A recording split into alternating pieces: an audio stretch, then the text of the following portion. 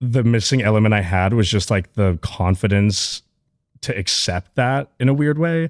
And so things like drinking, things like numbing myself, like minimizing myself, apologizing for myself, sometimes like not wanting to rock the boat, so not showing my full potential, you know, like all of those things have been ways of like holding me back from what really just wants to like burst out of me, which is like just this individual sort of perspective as an artist. And I think I've finally become comfortable and happy enough with myself that I'm like proud of that now, you know, and like things are coming to fruition, I think, because of that. So I think you're totally right. I think a big part of my addiction was dealing with this crisis I had almost put myself in, where I wasn't allowing myself just to flourish because I was like afraid to. On bad times, I don't want to have bad. Okay, so where do I start? I want to start with my thinking about around my outfit, because I always put thought into it, even though it might not look like it. My thinking was also to try to impress you a little bit, because you know I'm a big fan. Yeah. And me and Benj have been longtime fans. I know. And you are one of the most stylish people in music. Oh, thanks. Like effortlessly, naturally stylish. And I was like, I can't just wear the same old black pants. So I wore these Dickie style. No, it's amazing. But they're chrome hearts. Oh, So cute. Yes. We love. So I was like, I gotta pull out something that's a little bit Aw. more fashionable. And then this is the ode to the Dickie style pants, even though they're chrome hearts. Yeah. Is the Mastermind Dickies collab. Oh my God. Yeah. Which the Mastermind's one of my favorite Japanese brands. And I was like, there was a story with the outfit for me. Well, I'm appreciating it. Okay. Yeah. I was like, all right, Orville is getting a little style today. I love it. How you been? I've been great. I've been like super busy, I guess as usual, but like specifically just like crazy this year with sort of unexpected things. I know because I've been watching and following. But so I was thinking about where to start, because I was like, we could start with Drift Away, but I was like, maybe we should talk about Broadway. Yeah. To see like, how was the experience? I know it's like so much work. Yeah, dude. It was like the hardest thing I've ever done, but in the most rewarding way possible, you know? Yeah. Like, I mean, so like I grew up doing theater. I used to be a dancer. Like, so I used to do that type of work and that schedule and everything. Yeah. But like, you know, haven't done it for like 15, 20 years or whatever. And so that role, like in Cabaret, the MC, like that was my like dream role always when I was younger, like since I was like 14. Right. So you knew it. Yeah, I literally have a journal entry from when I'm like 14, because I've always kept journals. Like I have a journal entry from when I was 14 saying I want to play the MC in Cabaret on Broadway. So it was like manifested for like, you know, over 20 years basically. Isn't that funny? Yeah, dude. And they just like, they approached me. I was on tour the year before last year, I guess last year, whenever it was. And they hit me up and they were like, you know, they were like, would Orville have any interest in doing this? We're replacing the lead. And I was like, this is the craziest opportunity for a dream come true, basically. So yeah, they asked if I would just like film myself singing a couple of the songs. So we did like a self-tape in the basement of Wrigley Field. I was like on tour. You did kind of have to audition. Yeah. Well, Right. I think, you know, like they want to make sure you can do it, Right. obviously. And like, you know, I think obviously they go out to people where they're like, I think they probably knew I could sing it, but it's such a specific type of like character work, you know, like I think you have to be able to really, well, and I really wanted to disappear and not be Orville at all. You know, I didn't want to just be like when they get like a singer to go be on a Broadway show and it's just like, this is just them. Right. It's a cameo. Yeah, right. Like I just didn't want to do that. I have so much like respect and also just excitement about doing that role. So I wanted to like just completely transform and not be myself at all. So yeah, I sent in the audition video and didn't hear back for a long time. And I was like super bummed because obviously like my natural instinct is to be like, oh my God, it was terrible, you know, whatever. Of course. But then they like, you know, they saw I was in New York on tour a few months later and I went in to like do it in person, like workshop a little stuff with like the creative team.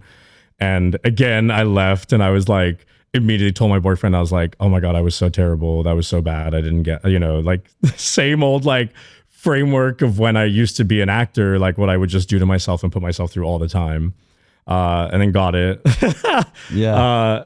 And yeah, man, like moved to New York for 6 months and did 8 shows a week. Like, it's obviously like the show is about the rise of Nazis in, Berlin pre-war. And so it's like a very heavy show about fascism. And I wanted to play the character really dark and aggressive because I thought, we're sort of living in a time right now where I wanted people to come and see the show and hopefully leave thinking about something, The hardest part that I didn't anticipate, and not to sound like cheesy actor speak, but like it was like emotionally exhausting to do that every night. Like it's a very heavy show. The subject matter is intense.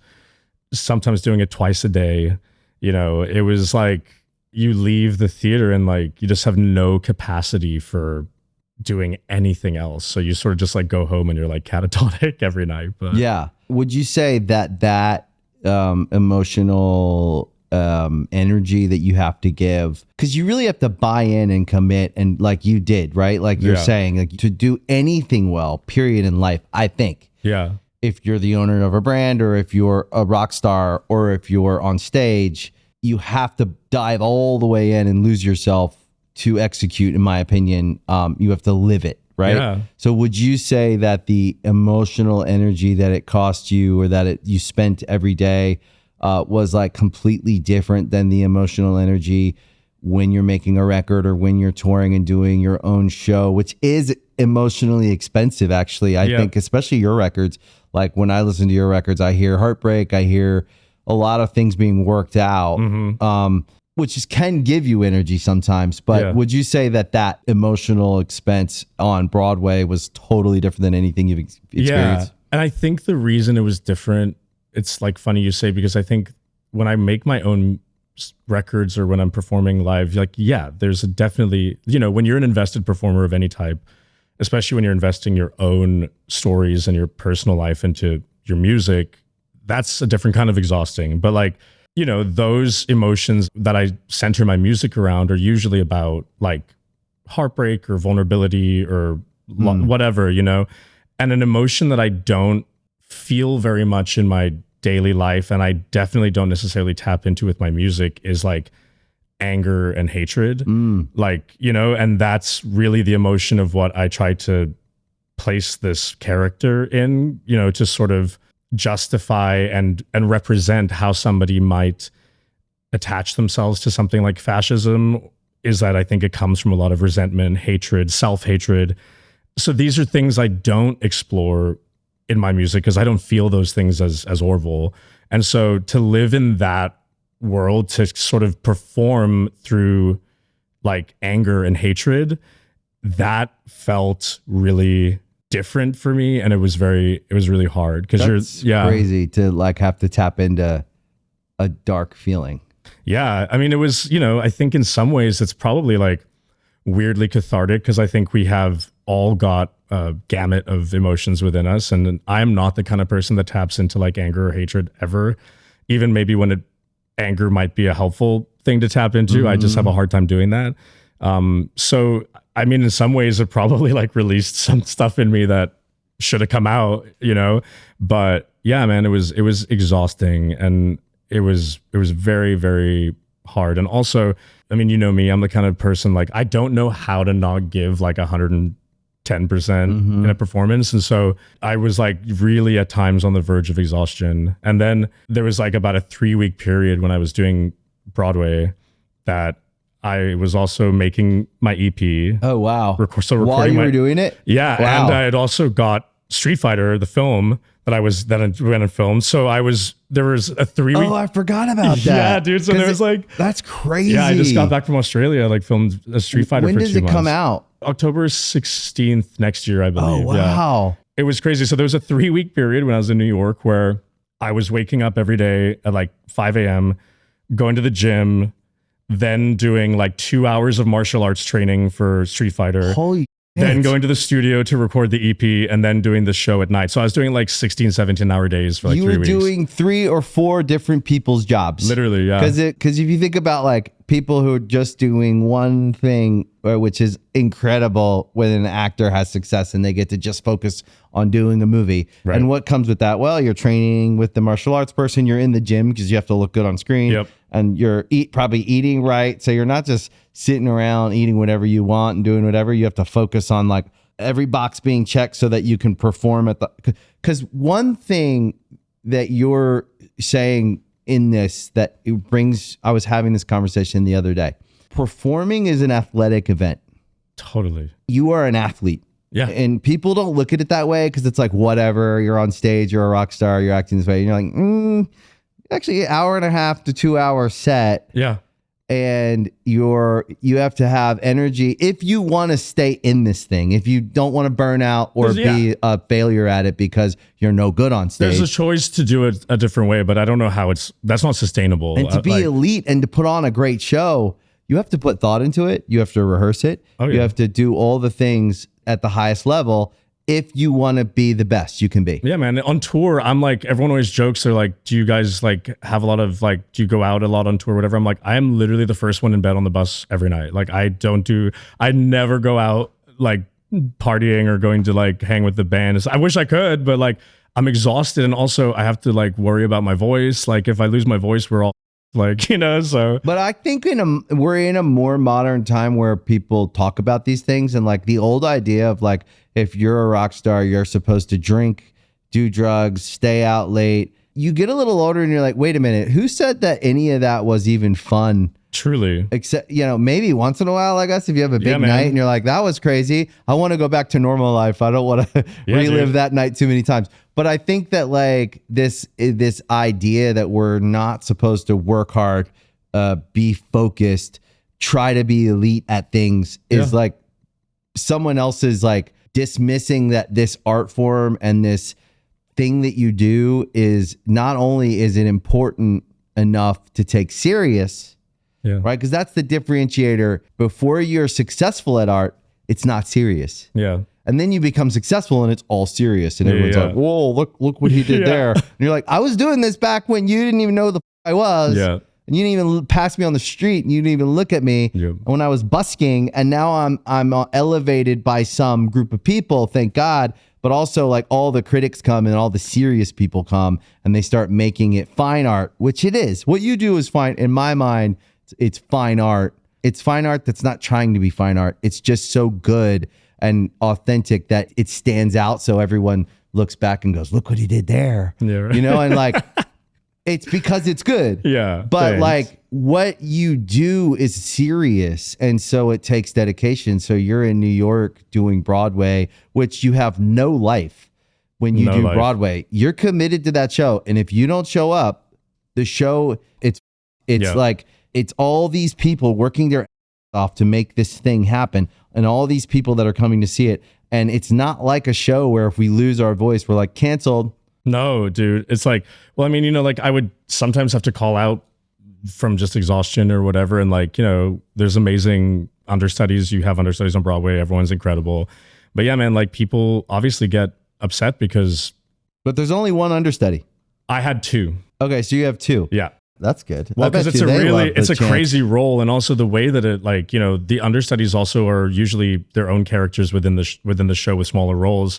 So there's like this knock-on effect, and then you have like Broadway's insane. You have swings who are people that are just in the building, and they can go on for like 5 or 6 different roles when this kind of knock-on effect happens. So they've thought around on every single thing that could go wrong in Broadway, and they have solutions built in. It's insane. That's dude. Amazing. It's like these people are machines, literally. Like I feel like NASA needs to study the brains of swings because like these people at any moment can go on for like 5 different roles with like dialogue, like tracks backstage, everything, and like they just retain that information. It's actually insane. And they're professional swings. Yeah. And you're basically also like, you're not guaranteed to go on ever. Like you're just there waiting to do that role. I mean, you have to love it so much, and you have to perform at Broadway level. You're not just like a sort of mediocre replacement. It's crazy.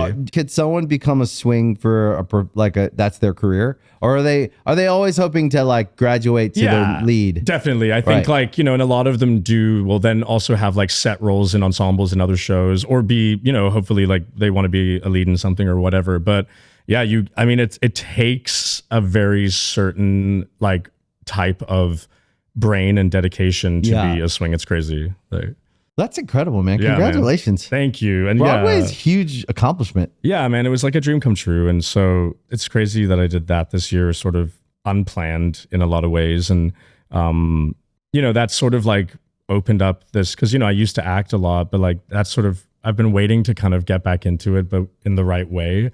So that sort of opened the door in a way that felt perfect, and also like, nourishing for what I want to do. And then so from that, I kind of got Street Fighter as well, which is crazy because I just did like, it's like a major Hollywood film with like... It's a major. It's crazy, man. Huge. Like, yeah, so I just went and did that. Yeah, dude, it's crazy. I just went and did that for 2 months in Australia, which was like... fun?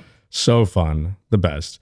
But like, I definitely hit a point while I was down there where I was just like, man, I have not been home in like 9 months.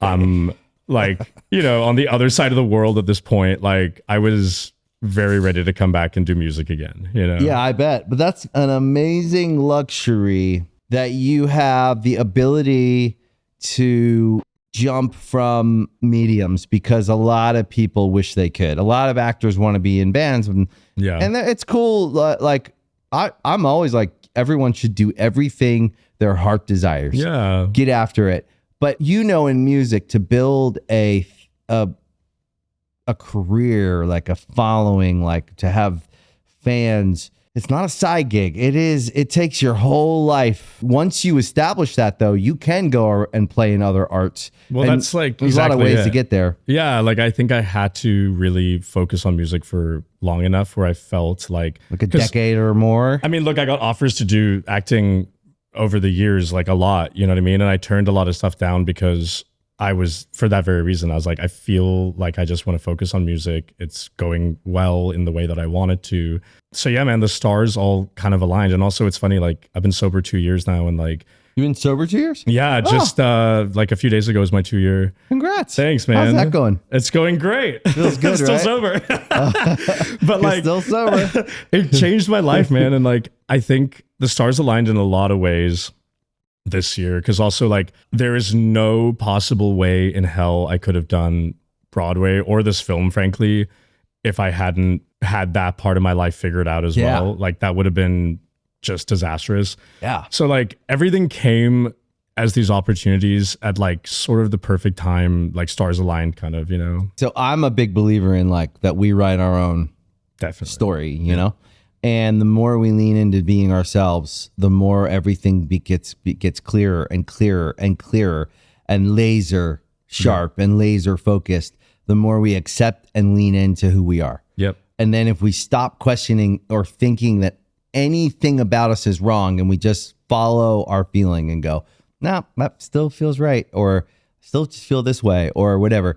What if you manifested the role on Broadway and your subconscious knew that it was coming, and that the decision to get sober was more a time to lock in? Yeah. This is coming and you're ready. And maybe some of us who need to get sober, I think that people who get addicted to things, because I believe in addiction, it just runs rampant through my family. So I'm not questioning no, that for sure. The addiction is a condition, a disease, and that it's something that's serious. I'm not by any means. But what if some of us are medicating? We're so creative that it's painful. Dude, I feel this so like you're so nail on the head for me personally with this thought, because the culmination of like all of this stuff we're talking about, it even ties into like, I've known you and Benj for a while now, and like you guys were such early, like I feel like you guys are like my fairy godfathers in like in this industry, Well, like we believe in you. Yeah, man. And like I think it all just culminated in like finally learning. I mean, it sounds like so kind of like cliche, but like I mean truly finally learning to like believe in myself and believe that like I think what I've really come to learn kind of recently is that I am just someone who is always going to be on my own path and creating my own lane as an artist. Yeah. And like, I used to sort of like struggle internally, like for years in different ways. Like even when I got signed to like a major label and got in more in the industry and all that stuff, like I was like subconsciously so concerned with trying to prove that I fit into this world. Yeah. And I think what I finally realized is I've just been like beating my head against a wall where it's like, I don't fit into to a lane in this industry. And actually that is like the best thing because I just constantly carve my own lane. And I think that is just what I am happy to do now, you know? And I think for sure, like I had just like all of this potential in me and I kind of knew it my whole life in terms of like performing, artistry, creating, whatever. And I think the missing element I had was just like the confidence to accept that in a weird way. And so things like drinking, things like numbing myself, like minimizing myself, apologizing for myself, sometimes like not wanting to rock the boat, so not showing my full potential, you know, like all of those things have been ways of like holding me back from what really just wants to like burst out of me, which is like just this individual sort of perspective as an artist. And I think I've finally become comfortable and happy enough with myself that I'm like proud of that now, you know, and like things are coming to fruition, I think, because of that. So I think you're totally right. I think big part of my addiction was dealing with this crisis I had almost put myself in where I wasn't allowing myself just to flourish because I was like afraid to. Yeah. I just, first of all, think that is so great for people to hear because we are all the same. We all have some room we feel small in. Yeah. The question is this. If I'm in a room that makes me feel small, it's either a problem with me or a problem with the room, right? I either don't want to be in this room with these people or I need to let myself be big. I need to let myself be me. I need to let myself be whatever the size I am. And is it always so bad to be small in a room? Can I not move through that room quicker? Can I not find places to, you know, it's interesting. Like if we zoom out and we go, okay, what if I'm exactly who I'm supposed to be and I'm exactly where I'm supposed to be. And I'm just, by the way, all you said, says the guy who is like wearing a mask, gay kid from Vancouver, does country music, makes movies, does this. And you're sitting here telling me you were struggling with feeling like you fit in. Well, okay, so let me just break it down for you. Okay, you never fit in. Okay, and it was the best thing that ever happened to you. Yeah. It's just learning to accept that. Yeah. That it's the self-love thing. That's for me too. By the way, I'm saying this from a halfway kid. No, because, I know, man. Because I had the same experience in a different way. I don't think all of us were dealt a different hand. Like we were born differently. We were just born us. We didn't get to choose it, but it's good. Yeah. And to learn that thing, to learn that it's good. I mean, that's like the gold, you know what I mean? Like, yeah. You're good. Yeah. And the most important thing, if anyone, and this is why I love having you on the show, because I believe in you as a person, because you're a good person, and to know you is the gift, not the songs, not the Broadway, not the movie. Yeah. It's you. It's when you show up. It's when we see you out in the world, when we cross paths. It's a safe person. You're like, Orville. Yeah. You know, it's like, it's a love. It's pure. That's the gift. All the things you do is just, it's your art. It's what makes you so freaking incredible because you have so much talent. The separation that I had to learn was, no, what makes me special is if you're my friend and you know me, then you know that I'm like, as a person, I'm actually better than my art or my this or my that. What everyone else might know me for, it's actually just to know me because I'm a good friend and my love language is like encouragement and like believing in people and like pushing people to be the best they can be because they deserve it. And I think like the struggle we all have when we come from everything from low self-esteem to whether it was our families or whether it was, we all had something we had to work out. Yeah. The Rubik's Cube of life that we all get handed is everyone's getting a different Rubik's Cube that's been turned a bunch of different ways differently than the other one. So no move is going to be in the same order. Yeah, there's no like there's no blueprint to how to do any of this. Like, but there's only so many moves to change a Rubik's Cube to get it figured out. It's right, left, up, down, right? Yeah. And when you think about like my set of things that I had to solve were unique to me, but not so different from the feeling you had, which is like, similar. Do I fit in here? But once you started to embrace, like, actually, it doesn't matter if I fit in here because I fit in right here. Yep. And I think you start making your best because you just keep enjoying it more. Well, I'm like back to like where I started in a weird way, where like when I first made my first album, you know, I've talked about this always, but like it was so pure in a way because like I had no label, no audience, there's nothing, there's no expectation of like what to do. So I just did what I wanted to do and it came from such a pure place, you know? And I'm kind of like back there again, but now having learned like all this shit along the way. So it's like, I'm sort of going back to this place where like, I mean, listen, like I think for years even, like I'm such a lover of country and like a country like historian in my mind and like, and I understand country music so well. And then I found myself in this place for a few years, like where I was trying so hard to like validate my presence in country and like almost like contort myself to fit in. And like now I'm just like, I don't give a like I actually don't, I'm not interested, to be honest, in trying to like prove anything to anybody. Like I just want to do what I'm going to do. And I'm like most proud of that at the end of the day. You know, it's very freeing. And like, look, I think too, there's a thing of like, when you're like me or like you and Benj, where like you didn't come up in like this industry or in this environment and you sort of get like plucked out from like your talent of what you've been doing and someone recognizes it and then like you start to be in this world, in this industry, like at least for me, like I think it was very easy for me to believe that my worth was what I could do and my talent and like those things, like that was my sense of worth.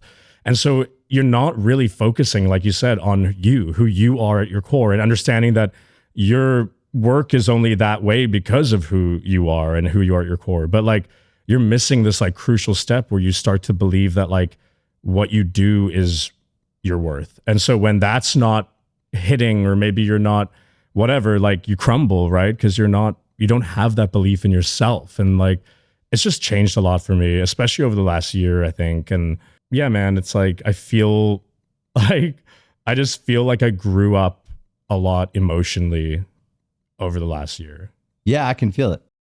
I also think naively we're raised to think that money and fame are all things. Now, I will say money solves a lot of problems from this level to this level, right? Like basic living, ability to have freedom. So I'll never say money's nothing. Right. Because I came from poverty, so it solved a bunch of problems to a certain point. Exactly. And then there's the point where all the problems are solved. And that's about all you're going to get out of money. If you don't have to worry about where you're living, where you're sleeping, what you're eating, getting around, traveling, moving around, driving a car, like anyone that's wondering, those are all the basic needs. When they get met, there's like maybe a small margin above that where it provides some happiness and joy of like, oh, cool, you go on vacation or you can buy that thing you like. That's about it. Doesn't solve any mental problems. It doesn't solve any self-esteem problems. It doesn't solve any relationship problems. It doesn't solve most of the things we actually get joy from. Yeah. Which is actually love, companionship, relationship with self, the transcendent part of life, like that it is worthwhile to like live and go forward and go up and try to accomplish things and believe that there's some higher purpose. Well, it shows we have examples in the world where like somebody who literally has nothing, there are examples of someone who has nothing that is exponentially happier than a billionaire. That's right. Like that is and just healthier. Right. And like, of course, like money, and like you said, longer. Like money is helpful and I get that and I see that. But yes, it is not everything. And, this idea of like fame being the monitor of success, like, I'll tell you something I have also realized in the last year or two is that like I am just intrinsically not equipped for fame and it does not make me feel good. I'm just like I'm too sensitive. It is impossible for me not to. You care too much. Dude, I can't. Yeah. I've tried so hard to pretend that I don't care. It is really hard for me. Like, And you care about people, and I it's care hard. about, like I care about when I like don't read the comments, all this people say like, yeah, man, I have to like force myself not to do that. Not because it's an annoying thing or whatever, because it truly deeply hurts me. So Yeah. I like have to just stay away from it, you know? Like, I think that you have to just, it's so good to know yourself and to know if you're sensitive. Yeah. Because you're a sensitive person. Yeah. And that's a good thing. totally. I would never want to be any other Sensitive way. is good. And just because someone else isn't sensitive, Yeah. and they're like, essentially, to me, comments are the equivalent of burps and farts. I hate to say it, but it's so gross. And Yeah. it doesn't smell good, and it doesn't feel good, Well, and it's also, obnoxious. it's not. I've said this before, but like, it's not natural for anybody on this planet to have thousands of unsolicited opinions about themselves, even when they're good. It's not normal. It's the equivalent of someone completely unaware of themselves, walking in a room, scratching themselves, burping, doing like, it's just obnoxious and unaware yeah, and masked with some level of intellect. yeah. It's even worse to me. Totally. And you know what? Ultimately, like I said, even when it's positive, You like it. You're going to be second guessing yourself when you write a funny little comment next time, aren't you? but ultimately too, it is more than anything, it is useless. It's useless. unuseful Yeah. to anything you're trying to do with your life, because even when they're positive, it only serves to sidetrack you from your own path. It's just useless. It's escape. Yeah, it's not, there's no helpful element to it, because it's only going to make you suddenly think differently about like who you are or what you're doing, you know? I think we're taught to be just not sensitive, which actually it makes us less sharp. Yeah. Because when we're sensitive, think about it. When you say you have a very acute sense, Yeah, right? man. A sense of smell, a sense of sight, a sense of whatever. That's sensitivity, Yeah. right? So doesn't that make us sharper in some areas? But then we're taught to say, I don't care. But like actually sensitivity to things, I think it's intelligence and I think it's sharpness. Definitely. And so I think you acknowledging your own sensitivity, even if it's just someone making you feel like you let them down, someone saying they don't like something. There's a bunch of ways someone could give a bad comment. And it's not just, Yeah. I hate you. It's like, you let me down, or I saw you and you didn't say Yeah. hi back to me. Right. You're like, oh, you saw me at the place where there was 2,000 people saying hi to me and I didn't say hi. Whatever it is, though, Yeah. you're still sensitive. Yeah. And I think that like there's something about like slowing down and actually just like going, no, that's like how I am. Yeah. And accepting it is actually a strength. I will never choose to dull down or fortify my empathy. Like, I don't think that is helpful to anything in the world. I think we kind of grew up a lot of ways similar. And like, I think when you are sort of, how do I say this? Like when you grow up almost in this sort of like empathetic caretaker role and things like that, like, you know, you become so hyper vigilant about other people's feelings, other people's comfortability level, other people's, you know, you're sort of like, you naturally become this like encouraging, caretaking kind of person. I think you and Benji are very much like that, you know? And like, I don't want to have to suppress those parts of myself, which I think are really positive things, in order to navigate someone's opinion. Like, you know, I would rather just ignore even indulging it, you know what I mean? So It's smart. yeah, it's So let's talk about the cool. new. Yeah. I mean, I recorded it while I was in New York doing Broadway, and it's like 7 songs EP. It's called Appaloosa.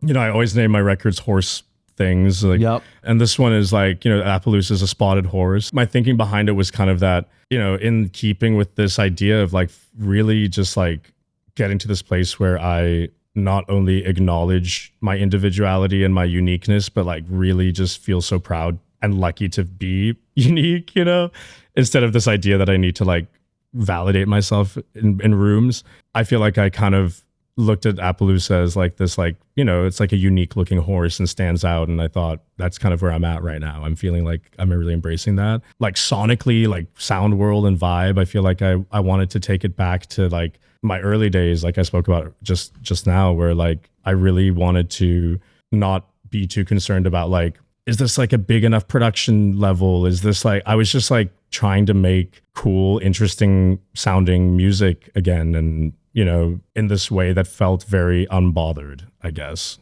Yeah, I thought it was really, I don't know, I thought it was really refreshing. I thought it's just nice to hear in a world, because I like country music so much, but it's bigger than ever. And a lot of times I feel like we're inundated with like the same 10 producers making country records. Yeah. I'm not hating on those producers. They're working, you know, they're eating, and they've been working a long time to get to this level and point where they can make all the records. But as someone who's always looking for something different and new, and also as a fan, to hear it. So from both perspectives, if you put it up against everything right now, it stands. If you put it up against your own catalog, it stands. So like for me, it was really nice to hear. I listened to Drift Away. Yeah. And I was like, yeah, that's going on the playlist. Because it's just kind of what you do really well is you found a place in your soul or your heart in your creative to create this time when like country and Western was different. I don't know. There's something about it that it strikes me, and to bring it to today and put something out that's modern. Yeah. It's really hard to do. And I think you did it. I think you nailed it. And live. So live, you're so good live. And live to me is the most important thing, because that's how I see something come to life. And that's when I become a real fan, you know, and the record feels live to me. Yeah. I mean, that's the thing, is like, I would never want to make music I couldn't emulate and do live. You know what I mean? Like, cause to me, you know, but we come from like band world. Like you want to, the energy, and you want to play that, like you want to perform it, you know, that's part of it. And part of it is like the crowd and the people connecting to it. Like that's a massive part of it. So like, I don't know really how to make music like, you know, sort of computer. I sound like an old person, like whatever it's called, like computer music. Yeah. I don't know what to call it. I mean, it like, actually is computer music. No, it is. I mean, no one's calling it that because it sounds bad, but it is computer music. And it's no like, hating, but it's not my thing. It's just not my, like, I can't like, you know, have like a synthesized drum track. I don't know how to do that. Like, I just don't, it's not the world I'm from, you know? So everything I need to be able to perform and have people experience in a live setting for sure. Yeah. I think you nailed it.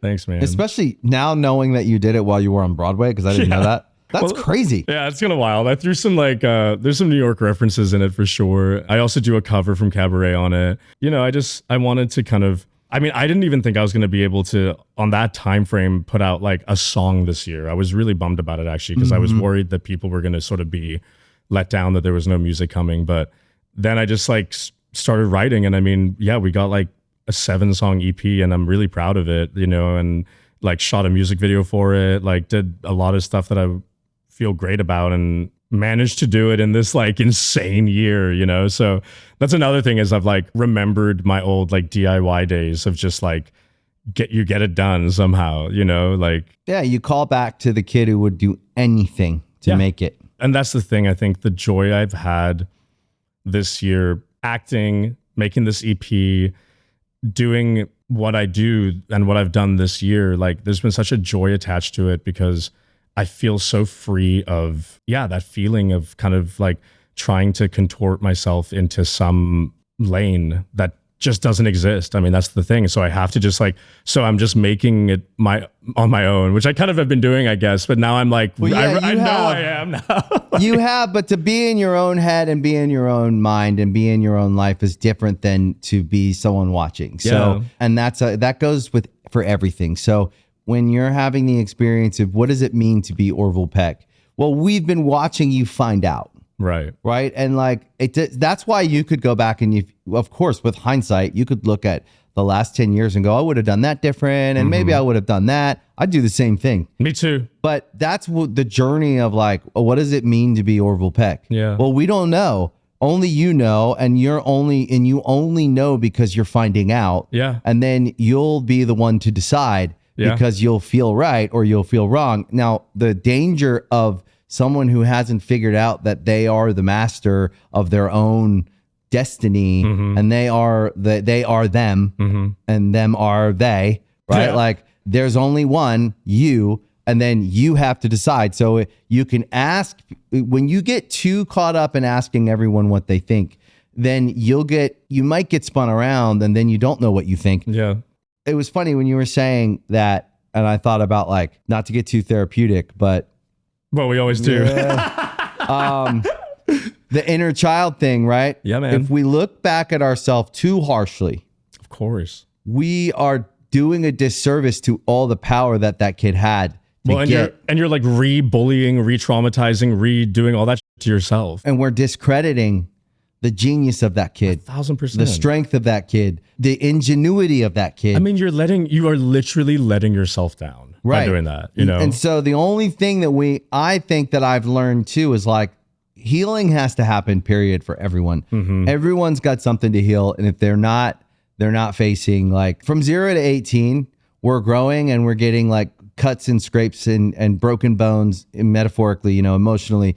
And then from 18 on, 19, 20, whatever, 21, whenever we come into our full adult brain, our job is to heal, grow, and figure out what it means to be us. And I think that the kid from Vancouver who played in punk bands and didn't fit in, if you look back at that kid, he was figuring out and he got you here. Yeah.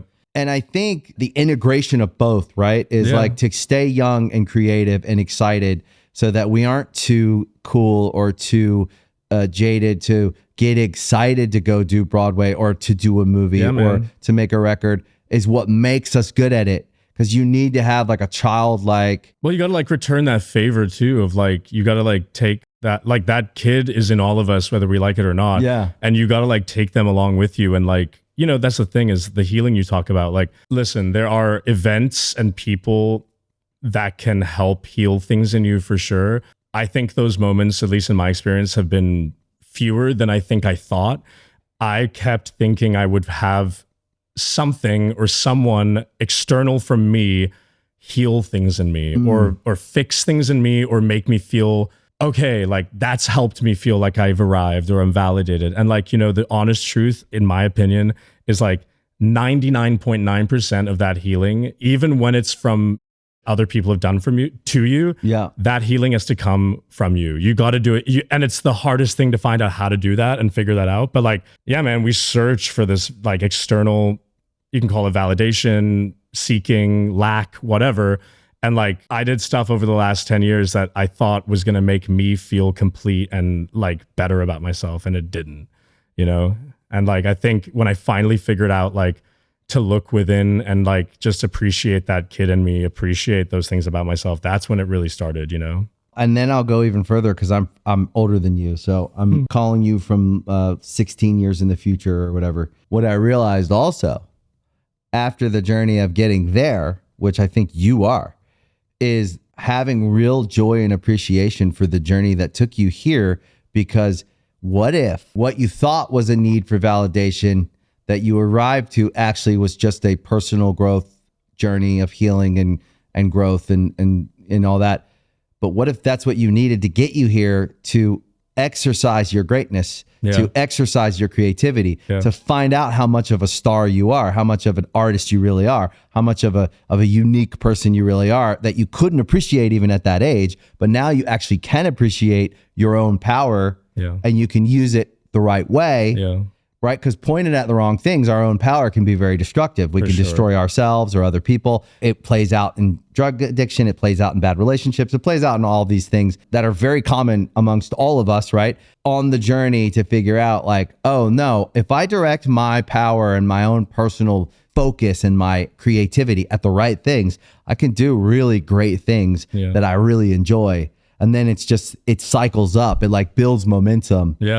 And then you find like, even my relationship with Nicole, it continues to get momentum because we're both doing that in our own lives and we give each other the freedom to do that. 100%. But like the happier I am, the happier she is, I am together there's a cycle up that isn't so much like we're in this almost 20 year relationship that we need each other. Well, we do need each other. We depend on each other, but we just like each other. But that's the best thing, man. If you're looking to another person to like fill your cup or make you whole, the foundation of that is very sketchy. Like Yeah, you know, like, yeah. and that's the thing I found too in my relationship. Like the more I feed into myself and like don't rely on this other person to complete me, like that actually, it builds the best partnership in a relationship. You know what I mean? And like, yeah, it's funny. Like you kind of have to do, you're going to have to like do the opposite of what feels like the comforting thing sometimes. A little counterintuitive. Yeah, you know, like you've got to kind of like, I mean, it really just boils down to like, you gotta be able to like look in the mirror every day and like what you see and who you see. And I don't even mean like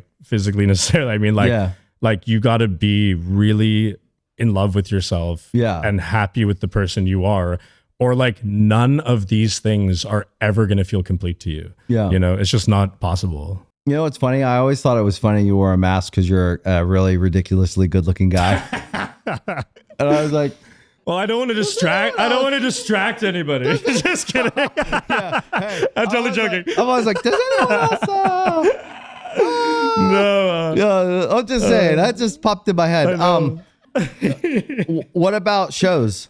You playing any shows? Yeah, we got shows planned. I mean, listen, like I will always tour. You'll always be on stage. Yeah, man, that's like what I love doing the most, more than anything. So yes, definitely. So the rodeo starts today. Yes. In fact, we are at the rodeo right now. It's incredible. Artist friendly from the rodeo. That's been going on for a long time now. Yeah, it's the 7th year this year. It's 7 crazy. years. It's like so wild. Yeah. It's crazy to do anything and have the guts to start it, first of all, and then to have the strength to and the dedication to, you know, things are very hard to build. They're very hard to get to stick, you know? For sure. And so to keep showing up and building this thing is really cool. 7 years is real, dude. Man, it's crazy. I'll go on like, you know, we'll be on like a Zoom call with the whole greater rodeo team of people. And I'll be like, I sometimes like laugh to myself because I'm like on a call with like 30 people who are all working behind the scenes on this or whatever. And I like pop in on a Zoom thing. And I'm like, I forget. I'm like, this is like people like work doing this. This like, is a whole thing. Seems so wild to me. Yeah, man. Like and it all started as an idea in your head. Yeah. We were like, wouldn't that be cool if we did the rodeo? And like, I can't believe we pulled it off again this year. Like I said, just given my schedule and what I've been doing this year, like, and it's crazier than ever. I mean, we've got like, you know, we have like crazy sponsors on board and like, it's like a full thing now just every year, you know, it's why, and like, just like tons of artists that are like, just an immediate yes that want to come out and do it, and like, you know, people that are excited about it every single year and look forward to it. Like it's funny. I like, congratulations. Thank you. I like don't even think about it enough, like as much as I probably should, but like it is pretty wild. It's come a long way, and it's like, yeah, I look forward to it every year. It just feels like, you know, it's just like a staple now. That's a huge accomplishment. Yeah, man. Thanks. Yeah. In and out of country, like who would you say are like some of your favorite artists today? I mean, within country, I think what I really look for is like, you know, I think this is also a byproduct of being like a punk kid, is like when you talk about your favorite bands, you are also broadcasting like your identity in some way. Like you don't just connect to an artist like sort of lightly because you take into account everything about that band or that artist, and that somehow is like, you know, you wear like patches or whatever. That's the back patch on your vest. You're broadcasting something about yourself by saying, I like this musician, right? So for me, there has to be more to it than even just like, I kind of like this song or whatever. Like I'm investing my own self on the line here by enjoying you. Totally. You know, that's how I am with music, really. I love that. I like Tyler Childers a lot. I've always loved his music. I think he writes, I mean, I like a good singer, first of all. And then I just like people that are like, tell vulnerable stories and that I can connect to. I love Tyler Childers. I love Sturgill Simpson. Oh, I love Sturgill Simpson. Sturgill's amazing because like, you know, I've never met him. Oh my God. He is the, you'll love him. He's like, you know, he's become a friend of mine over the years, and like, he's just so unconcerned with anything that people expect of him. And it's just so cool. Like he just will make something so out of left field that people are like so baffled by. And the funny thing is, he doesn't do it to be like an aggravator or whatever. He is just on his own frequency and wavelength, and he doesn't give a like. It is so refreshing and lovely, and he's so talented. You know, like I listen to Sturgill a lot. Yeah, I love Chris Stapleton. I think love Chris is Stapleton. one of the. I think that is probably in like modern country. I think that is probably the best and closest thing in my mind that we have to like a great country artist, like truly just the voice, the writing. I mean, Chris, he's awesome. Dude, it's like it's so like in the canon of a legacy, like you don't even have to like worry about it. You know what I mean? I really like Caitlin Butts, who's like a new artist, and she's like, you know, she's got like really like this playful, clever, witty turn on country music, and it's very classic and sort of like almost like hokum-y, where there's like comedy to it. I think she's amazing. I like Flatland Cavalry, who's like, you know, they're amazing. Their songs are so beautiful. I like them too. There's a great crop, man. There's a really good crop of artists that are inspired by, you know, what I like to call sort of like real old country, which is also broad, by the way, like in my definition of that. But like, there's like a big side of country music that is, in my opinion, just really surface kind of like pop music, and it's fine. And not that I don't listen to like surface pop music once in a while and go off. Yeah. But like I said, it's not something I'm willing to like put my identity attached to in terms of like, I love this music. You know what I mean? Yeah. I think that's the kind of artist and fan you are. I think you are deeply invested. So I think that, by the way, I think that's really good to know about ourselves. Totally. And I think that you look deeper, you need to be emotionally moved by something. But I also think that's where a lot of the source of your energy comes from. And I think that's important because, again, if we don't look at our difference as a strength, and that's all of us, everyone listening, even if the person listening is into top 40 and and they wouldn't know anyone you're talking about, there's actually some strengths to them. 100%. Right? And so I think it's like knowing how we tick, what makes us feel energized, what makes us feel alive, what makes us feel loved, what makes us feel seen, what makes us feel excited. That is the key to, in my opinion, like a healthy life full of like growth is joy. And to get to joy, we have to enjoy things, right? So finding what we actually enjoy versus what we're supposed to enjoy or what we're supposed to like actually gets to us to that well-being quicker. Yeah, man. And that's for me, it's like, oh yeah, Orville, of course I thought this. You're emotionally moved by things which moves you towards sharing your own emotion, which what does that produce? Well, it produces art we all get to enjoy. Events like the rodeo, we all get to come be together. So it's interesting when I hear you talk about what you like. When I zoom out and look at all the things you do, I'm like, oh yeah, well that makes total sense. And then there's like also, you know, like you said, like there's, you know, it doesn't need to be on this pretentious level or anything. Like it's like, you know, I also know there's a part of me that like, you know, drives around on the 101 like blasting Sabrina Carpenter. Like I'm also like I'm not above that either. You know what I mean? Like so it's all good, but I know that part about myself, you know, and there's it's a good album. It's great. It's full of bangers. You know, so I listen to a lot of stuff these days. I actually now I think because I went through this period where I only listened to like music still from like 60s, 70s, 80s, 90s. Like I never listened to a lot of contemporary stuff, and like more than ever I listen to like current music now a lot actually. That's great. Yeah, which is kind of it's kind of like I guess encouraging that there's people making good music. I feel like music is heading to a really good place. I think live has become paramount, which has challenged everyone.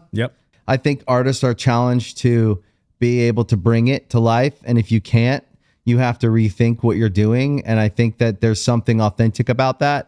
I think there's like a focus on creativity too. Like look at someone like Chapel Rowan, you know, like people I love Chapel Rowan. I don't know her. I've never met her. Oh, she's the You'd love her. You should try to get her on there. She's amazing. She would be great here. She is the coolest. I love Chapel a lot. And like, I was just proud of her. Well, you know, it's really funny. So Chapel came to my first rodeo in LA at the Troubadour. Oh, wow. So she was there and she talks about in interviews where like I had drag queens always on my rodeo. Yeah. And like seeing Meatball and the drag queens I had at my rodeo, my first one, that inspired her to do drag queens at her show. And like, so like, you know, me and Chapel. Awesome. Yeah. So me and Chapel have this kind of like cool little like parallel with each other, and we've become, you know, friends, which is lovely. But like, what do you think it is with you and the drag scene? Like, because it really is synonymous a little bit. Yeah. In a very kind of organic way. I guess maybe you've always been around the drag scene. I just think it's an incredibly cool form of art. I think it encapsulates like it's sort of like intrinsically subversive, you know. It's like very punk rock. It's super punk rock. I mean, it's like it's kind of like intrinsically like activism in a way. It's like it's just cool, and it's also the most I think I really appreciate like art where there's so much that goes into drag, and it is one of the most difficult, expensive, time-consuming art forms, and usually there's no payoff. With no payoff, like at least financially. Yeah, and I appreciate the fuck out of that. Like, it takes it's just such so cool. dedication. Yeah, for the people that are good at drag, which is think about any high-level elite player of any art form. Yeah, people that are good at drag have had to dedicate. Oh my God, their lives, the time, the energy, and some people may make it look easy. But certainly, like, there's plenty of people who are not good at drag. Yep. And then there are people who are like so elite at drag. Yeah, man. And then I didn't even realize how big the world was until Trixie came on the show. Yeah, dude. Which I think you hooked up somehow. Maybe, yeah. Somehow. But anyways, Trixie came on the show. Yeah. That was huge. Yeah. There was such a crowd. Oh, dude, it's like, you know, I mean, Drag Race and all that stuff. And people like Trixie, I mean, Trixie has built this unthinkable empire. I mean, Trixie is from a trailer park in Milwaukee. Like, which with is nothing. why that's my favorite part. Yeah, dude. And like, she is like a mogul. She's like the Rihanna of drag. Like, it's crazy. Like, it's just, well, she's a star. Yeah, man, it's she's insane. So hilarious and yet also fierce. Well, you know what's amazing, dude, is like that is another, and that's probably why her and I are such good friends, why you connect with Trixie, like, because that is another person that is just doing what they love and carving their own lane constantly being themselves. And just being themselves. Yeah. And like, look at what it forms. I mean, it's funny, like the style of makeup Trixie does, that didn't even exist really. People used to laugh at her when she first went on Drag Race, you know, like she carved her own lane in every way possible. Like, do you think that there is a form of, like you said the word activism, and then I thought about it, and I could also say representation. 100%. It's like saying something without saying it through the art, saying it through the life, saying it by living, by existing. For sure. And do you think that there's some drive though behind? I mean, not that you chose it. It's not like it's like we didn't choose to be born. We were born, and then we live and we exist. But I wonder, like, if part of that, and I don't want to say a chip on your shoulder, but there is a little. Yes. Do you feel like it drives you? 1,000%. And I think what it is like it's part of that sort of not fitting in thing. It's like, and it's that punk mentality in a way as well, where it's like, I can tell you something about me that is sometimes my strength and my weakness is like, I do not like being told what to do. I do not like being told how to do something. And if someone is telling me how to do something, I quite adamantly decide I'm going to do it differently, you know, which is like for better or worse, but in the sweetest way. Yeah, right. I hope to be polite about it, but like, I don't know how to not be myself, I think. And when I'm being myself, it is sort of dedicated to being different, or I guess unique in whatever way. And it's something I feel like I've really realized is my power. And that's the thing too, is like it or not, you know, I'm open to both, but that's me. Here I am. And that's all I know how to do now. You know what I mean? I just think it's awesome. I think that, like, I come back to this like thing, and mostly for people listening, but also for us, is what we thought was the thing we were ashamed of, what we thought was the thing that we maybe wanted to hide when we were younger, what we thought the thing we were embarrassed of our younger self, or we cringed. We shouldn't. It is actually our power.